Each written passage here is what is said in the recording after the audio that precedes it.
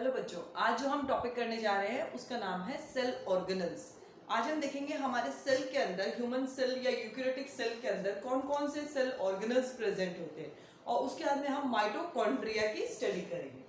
चलिए देखते हैं। जो सेल है उसके अंदर डिफरेंट सेल ऑर्गेनल्स प्रेजेंट होते हैं और वो ऑर्गेनल्स जो है वो डिफरेंट काइंड्स के होते हैं। कुछ उसमें डबल मेम्ब्रेन बाउंड होते हैं, कुछ सिंगल मेम्ब्रेन और कुछ without membrane. Double membrane bound cell organelle, जो double membrane bound cell organelles हैं उनका स्ट्रक्चर, उनकी मेम्ब्रेन का स्ट्रक्चर जो है वो सिमिलर होता है to the structure of plasma membrane या न्यूक्लियर मेम्ब्रेन, क्योंकि न्यूक्लियर मेम्ब्रेन का स्ट्रक्चर भी कैसा है, प्लाज्मा मेम्ब्रेन जैसा। तो डबल मेम्ब्रेन बाउंड में दो सेल ऑर्गेनल्स हैं, one is mitochondria and other one is plastids, mitochondria and plastids. Single membrane bound cell organelles, वो सेल ऑर्गेनल्स जिनमें एक ही मेम्ब्रेन होती हैं। इसके अंदर में हमें जो ऑर्गेनल्स पढ़ने हैं उनमें पहला आता है एंडोप्लाज्मिक रेटिकुलम, एंडोप्लाज्मिक रेटिकुलम, और दूसरा है उसके अंदर Golgi body, Golgi body, lysosome, vacuole. ये चार ऑर्गेनल्स जो है वो सिंगल मेम्ब्रेन बाउंड है। और लास्ट जो है विदाउट मेम्ब्रेन, जिसमें कोई भी मेम्ब्रेन नहीं है, without any membrane, membrane less जो सेल ऑर्गेनल है वो एक ही है जो हमें पढ़ना है, वो है राइबोसोम। तो सेल के अंदर ये मेजर सेल ऑर्गेनल्स हैं जिनकी हमें स्टडी करनी है। हम शुरुआत करेंगे double membrane bound cell organelle के माइटोकॉन्ड्रिया से। चलिए देखते हैं। माइटोकॉन्ड्रिया आप सब लोगों ने सुन रखा होगा that it is also known as the powerhouse of the cell. ये एक सेल का सबसे इंपॉर्टेंट सेल ऑर्गेनल होता है। पावर हाउस इसको कहा जाता है। क्यों कहा जाता है? क्योंकि ये एनर्जी जनरेट करता है। जो पावर हाउसेस होते हैं, बिजली घर जिनको हम हिंदी में बोलते हैं, वो उन्हें बिजली घर इसलिए कहा जाता है क्योंकि हमें बिजली बनती है। बिजली या इलेक्ट्रिसिटी या power, it is what, energy का फॉर्म। और उसी तरीके से माइटोकॉन्ड्रिया भी क्या है, इसको powerhouse of the cell कहा जाता है। माइटोकॉन्ड्रिया, माइटोकॉन्ड्रिया जैसे हम हमेशा करते हैं, जब भी कोई सेल ऑर्गेनल को पूरा डिस्क्राइब करना हो हमें कुछ पॉइंट्स को लेकर चलना है। सबसे पहला पॉइंट है अदर नेम। तो इसका दूसरा नाम सबसे कॉमन, इसी के ऊपर क्वेश्चन बनता है, powerhouse of the cell. Mitochondria is also known as powerhouse of the cell. इसको सेल का पावर हाउस कहा जाता है। सेकेंड पॉइंट, इसकी डिस्कवरी, किसने डिस्कवर किया और किसने नाम दिया। कई बार क्वेश्चन पूछ लेते हैं। इट वॉज डिस्कवर्ड बाय कॉलिकर, एक साइंटिस्ट थे जिनका नाम था कॉलिकर। उन्होंने इसको डिस्कवर किया था और जो नाम था, and name was given by, name mitochondria name was given by दूसरे साइंटिस्ट जिनका नाम था सी बेंडा। तो अगर क्वेश्चन बनता है कि who discovered mitochondria, the answer is Colliker. And if a question frames like this ki who proposed the name for mitochondria, the answer is C Benda. चलिए occurrence, माइटोकॉन्ड्रिया कहाँ कहाँ मिलता है।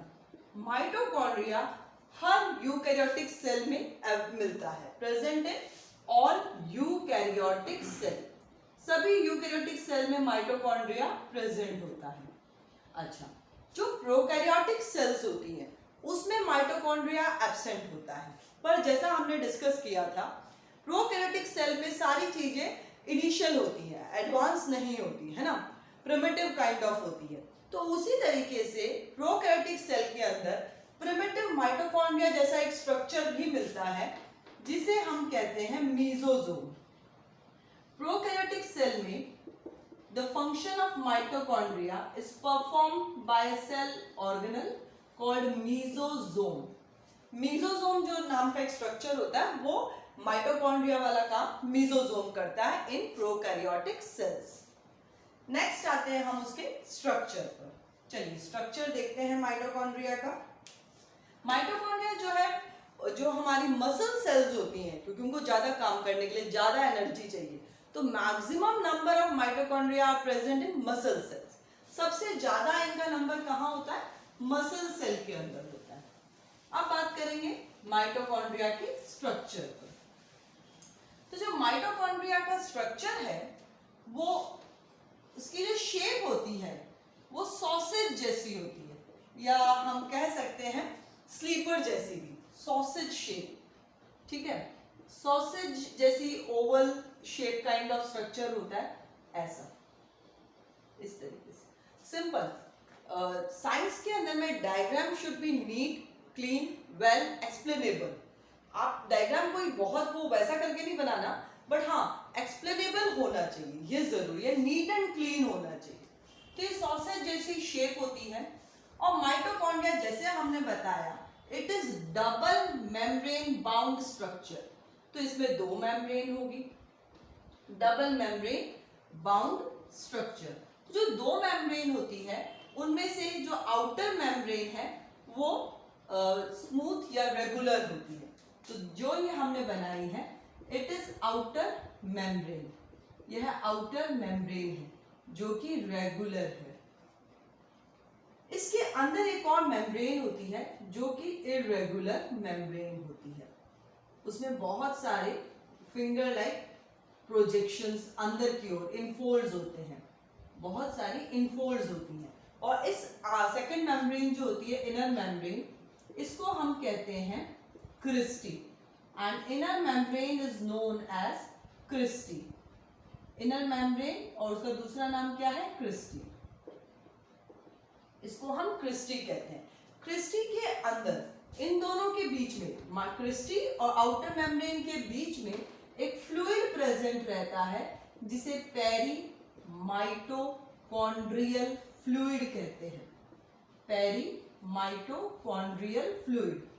देखो बच्चों, जब आपको स्ट्रक्चर एक्सप्लेन करना हो और अगर आपको डायग्राम याद है विद द लेबलिंग, तो आप बस उसी पॉइंट, उन्हीं को पॉइंट वाइज लिखते जाओ और पॉइंट वाइज हमेशा अपना आंसर फ्रेम करो पॉइंट्स के अंदर। तो हमने फर्स्ट पॉइंट लिखा, it is double membrane bound structure. Second point बनता है outer membrane is regular. Third point बनता है कि inner membrane has many folds, it is called cristae. And fourth is that the space between cristae and outer membrane is filled with a fluid called peri mitochondrial fluid. अब जो mitochondria के अंदर का जो fluid present होता है उसे हम कहते हैं मैट्रिक्स। तो नेक्स्ट पॉइंट क्या बना? फिफ्थ पॉइंट बना, the fluid present inside mitochondria is called matrix. Fluid is called matrix. Fluid को हमने मैट्रिक्स बोला।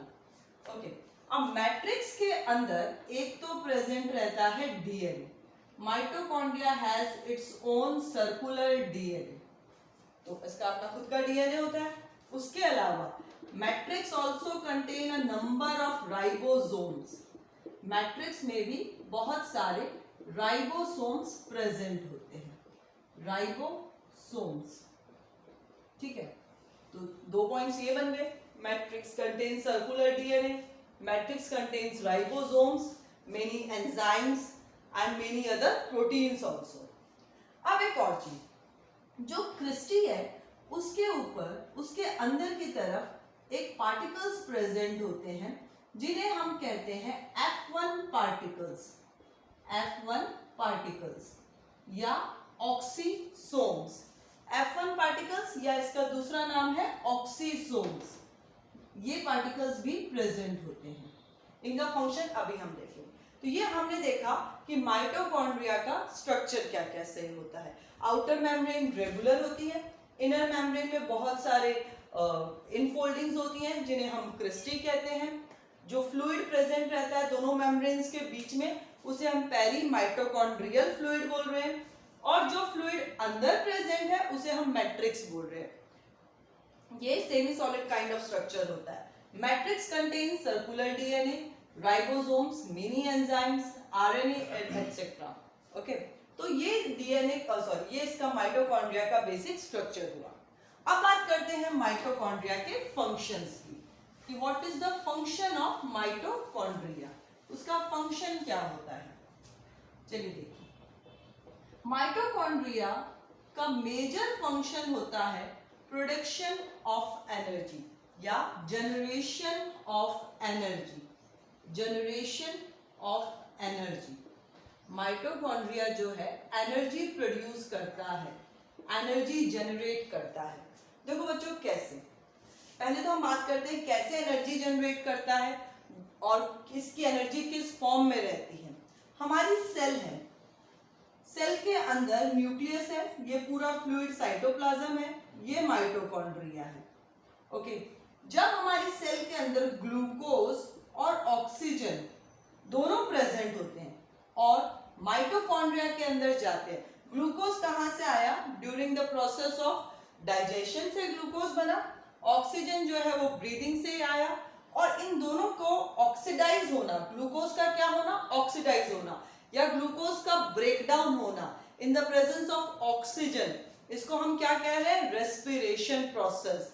तो रेस्पिरेशन प्रोसेस या और हम इलैबोरेटली बोले सेल्यूलर रेस्पिरेशन, क्योंकि एक सेल में हो रहा है तो सेल के अंदर जो रेस्पिरेशन हो रहा है, तो सेल्यूलर रेस्पिरेशन की वजह से माइटोकॉन्ड्रिया जो है वो एनर्जी जनरेट करता है, carbon dioxide plus energy in the form of ATP.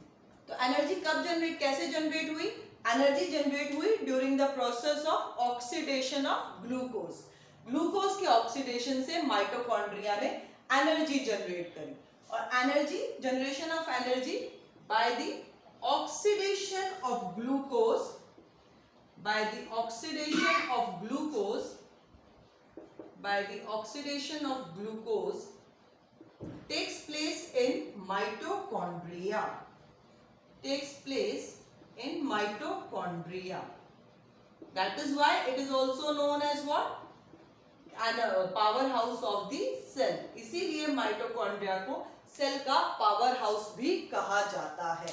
Question बनता है why mitochondria is known as powerhouse of the cell, because it generates energy by the oxidation of glucose in the form of ATP। अब energy का form क्या है उसके बारे में बात करते हैं। समझ में आया होगा आप लोगों को कि एनर्जी जनरेट कैसे हुई, जब सेल के अंदर रेस्पिरेशन प्रोसेस हुई।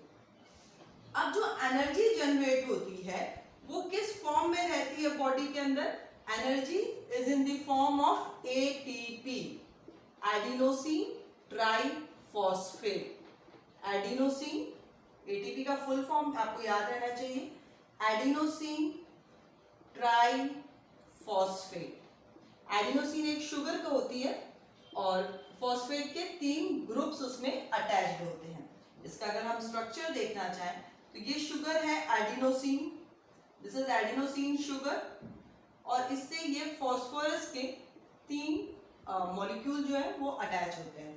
तो ये दोनों जो है ये हाई एनर्जी बॉन्ड है, और जो लास्ट वाला है ये लो एनर्जी बॉन्ड है। तो जब एनर्जी कंज्यूम होती है तो ATP changes into ADP and ADP changes into AMP. पहले ये फॉस्फोरस जाएगा तो 2 बच गए, तो एडिनोसिन डाइफॉस्फेट, फिर ये भी फॉस्फोरस गया तो सिंगल बचा, तो एडिनोसिन मोनोफॉस्फेट। तो ये हुआ एनर्जी जनरेशन का। और हमारी बॉडी के अंदर एनर्जी करेंसी भी किसे कहा जाता है, एटीपी को। Energy currency of the body is ATP. Energy currency क्या है, एटीपी है। ओके, तो ये हमने देखा माइटोकॉन्ड्रिया का मेन फंक्शन। दूसरी चीज जो माइटोकॉन्ड्रिया के रिगार्डिंग में पूछी जाती है वो ये है कि why it is known as semi autonomous या सेमी ऑटोनॉमस सेल ऑर्गेनल क्या होता है। देखिए बच्चों, सेमी ऑटोनॉमस का क्या मतलब होता है, माइटोकॉन्ड्रिया और प्लास्टिड्स, सेल के अंदर 2 ऐसी स्ट्रक्चर्स होती हैं जिन्हें हम सेमी ऑटोनॉमस कहते हैं। सेमी ऑटोनॉमस इन्हें इसलिए कहा जाता है क्योंकि इन दोनों स्ट्रक्चर्स के अंदर खुद का डीएनए होता है, खुद के राइबोसोम्स होते हैं, खुद का ही ये प्रोटीन फॉर्म कर लेते हैं। इनका डीएनए क्योंकि डीएनए प्रेजेंट है, राइबोसोम प्रेजेंट है, तो ये अपने प्रोटीन्स खुद बना सकते हैं, इसलिए इन्हें सेमी ऑटोनॉमस सेल ऑर्गेनल्स कहते हैं। हमारी सेल्स के अंदर में केवल 2 ही ऑर्गेनल ऐसे हैं जो सेमी ऑटोनॉमस है, जिसमें से एक माइटोकॉन्ड्रिया है और दूसरा प्लास्टिड्स है। इसके अलावा किसी सेल ऑर्गेनल के अंदर we will not find DNA. Nucleus को हम सेल ऑर्गेनल में नहीं इंक्लूड करते हैं, न्यूक्लियस एक सेपरेट स्ट्रक्चर है। चलिए, सेमी ऑटोनॉमस होने की वजह से माइटोकॉन्ड्रिया का जो डीएनए है वो रेप्लिकेट हो सकता है, मतलब अपनी एग्जैक्ट कॉपी बना सकता है, और माइटोकॉन्ड्रिया अपने आप को बिना किसी और डिवीजन, मतलब बिना किसी सेल के डिवाइड होने के, ये अपना डिवीजन खुद भी कर सकता है, और एक माइटोकॉन्ड्रिया से 2 से 4 नंबर ऑफ माइटोकॉन्ड्रिया बनते जाते हैं। तो ये हमने पढ़ा माइटोकॉन्ड्रिया का semi autonomous structure. I hope आपको माइटोकॉन्ड्रिया समझ में आया होगा। नेक्स्ट वीडियो जो है वो होगा प्लास्टिड्स का। थैंक यू बच्चों।